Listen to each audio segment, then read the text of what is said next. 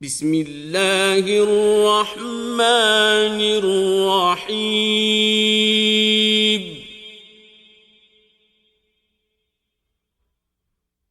اقرأ باسم ربك الذي خلق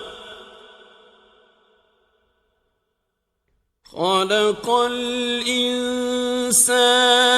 من علق اقرأ وربك الأكرم الذي علم بالقلم علم الإنسان ما لم يعلم كلا إن الإنسان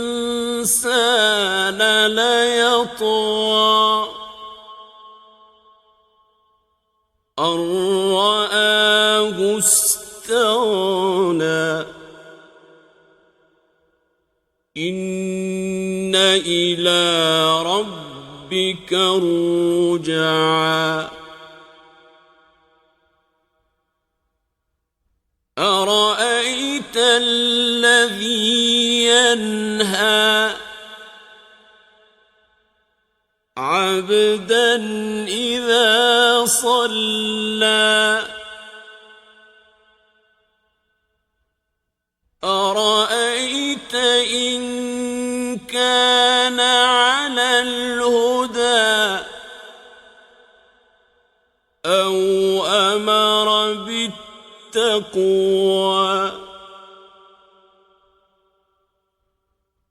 أرأيت إن كذب وتولى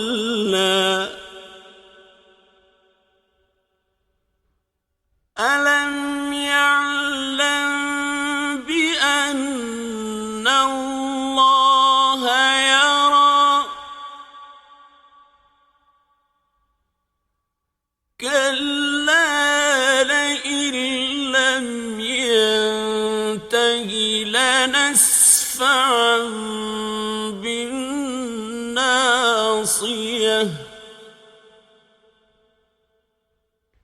ناصية كاذبة خاطئة فليدع ناديه سندع الزبانية